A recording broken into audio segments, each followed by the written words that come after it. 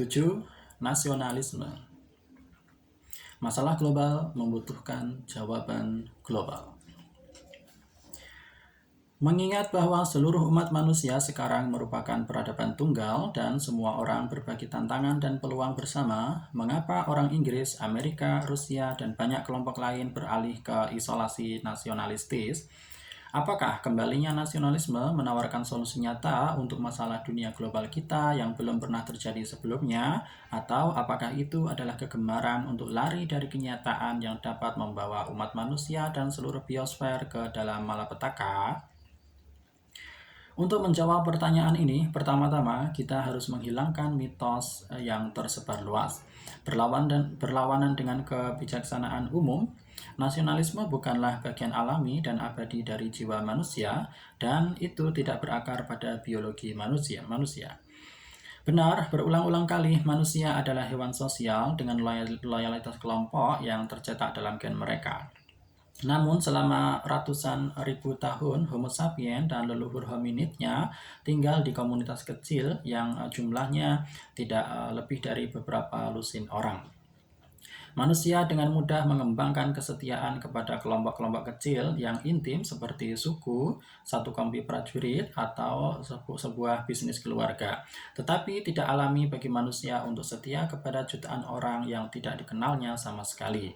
Kesetiaan massal semacam itu hanya muncul dalam beberapa ribu tahun terakhir, kemarin pagi, dalam istilah revolusioner, dan itu menuntut usaha konstruksi sosial yang sangat besar. Orang-orang mau bersusah payah membangun konstruksi kolektif nasional karena mereka menghadapi tantangan yang tidak dapat diselesaikan oleh suku-suku tunggal. Ambil contoh, suku-suku kuno yang hidup di sepanjang Sungai Nil ribuan tahun yang lalu. Sungai itu adalah sumber kehidupan mereka. Sebagian sungai mengakhiri ladang mereka.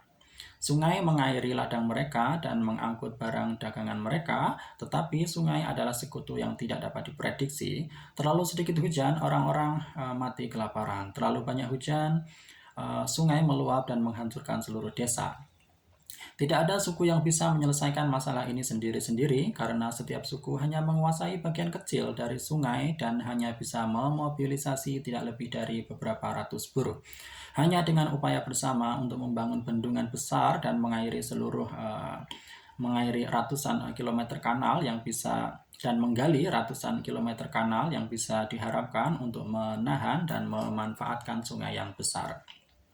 Ini adalah salah satu alasan mengapa suku-suku itu berangsur-angsur menyatu menjadi satu bangsa yang memiliki kekuatan untuk membangun bendungan dan kanal, mengatur aliran sungai, menyiapkan cadangan biji-bijian selama tahun-tahun kemarau, dan membangun sistem transportasi dan komunikasi di seluruh negeri.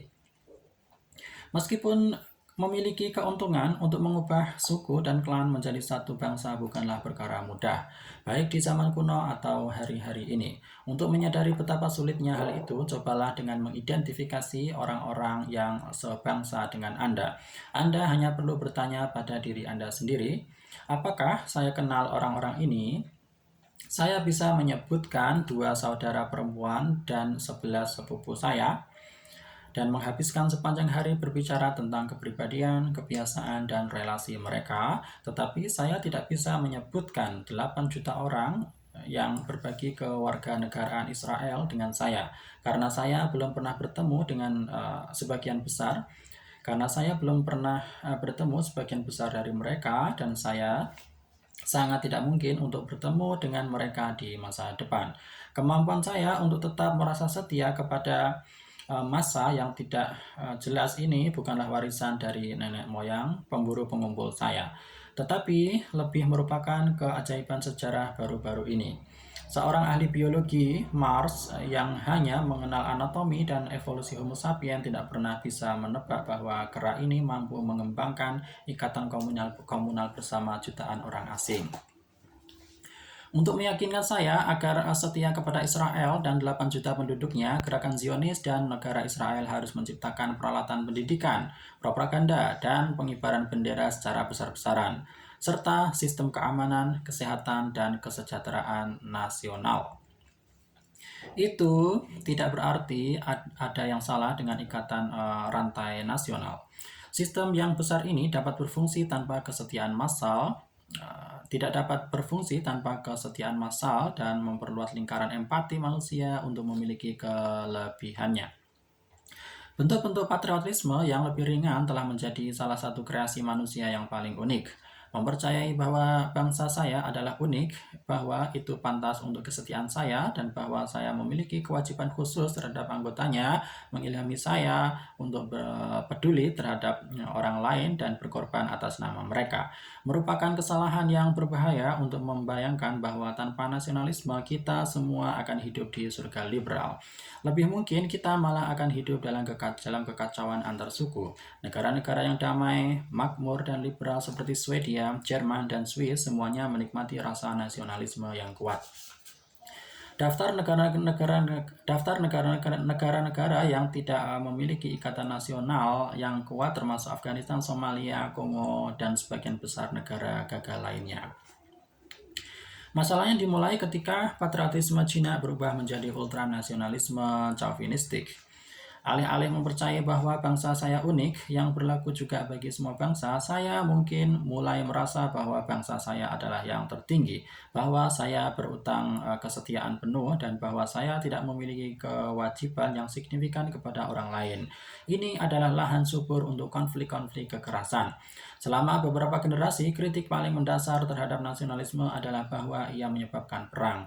Namun hubungan antara nasionalisme dan kekerasan hampir tidak mengekang ekses nasionalis, terutama karena setiap negara membenarkan ekspansi militernya sendiri dengan kebutuhan untuk melindungi diri terhadap intrik tetangganya.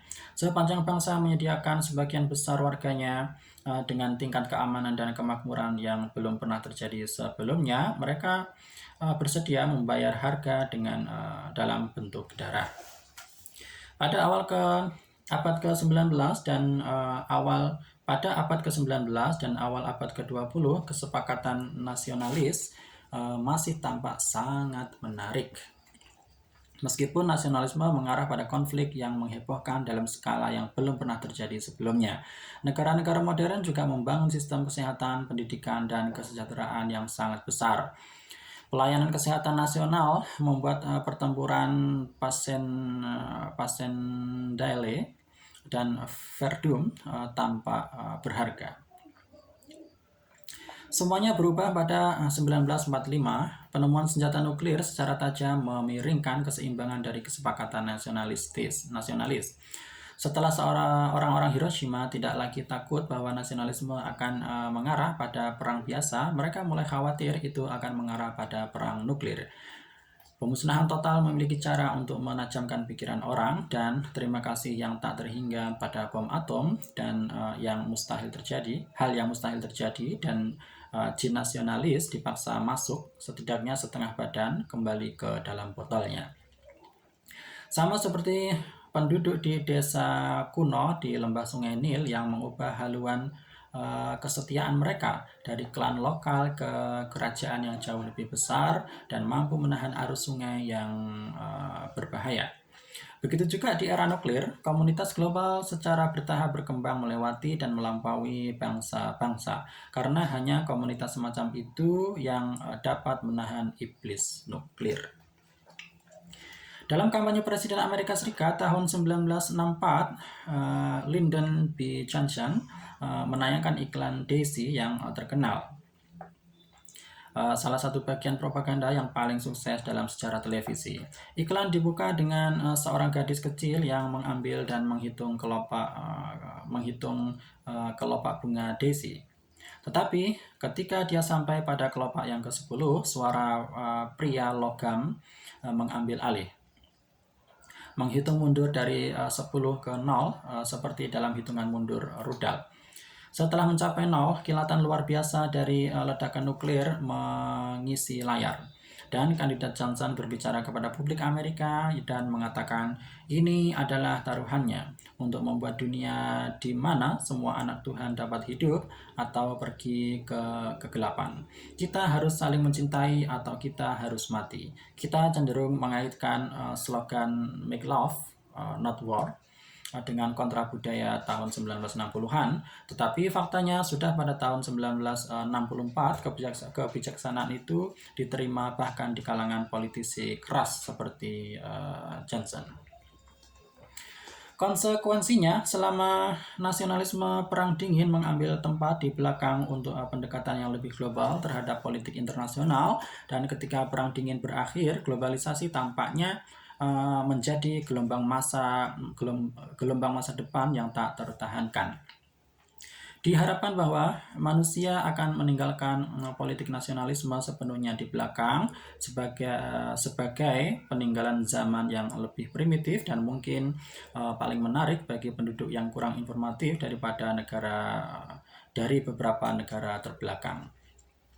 Namun, peristiwa-peristiwa dalam tahun-tahun terakhir membuktikan bahwa nasionalisme masih memiliki pengaruh yang kuat bahkan pada warga Eropa dan Amerika Serikat, belum lagi Rusia, India, dan Tiongkok. Terasing oleh kekuatan impersonal kapitalisme global dan takut akan nasib sistem kesehatan, pendidikan, dan kesejahteraan nasional, orang-orang di seluruh dunia mencari kepastian dan makna di pangkuan bangsa.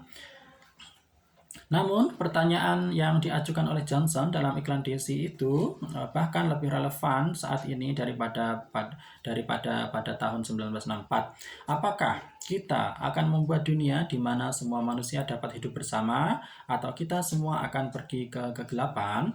Apakah Donald Trump, Theresa May, Vladimir Putin, Narendra Modi, dan rekan-rekan mereka bisa menyelamatkan dunia dengan mengipasi sentimen nasional kita, atau apakah nasionalis saat ini merupakan bentuk eskapisme dari masalah global yang kita hadapi?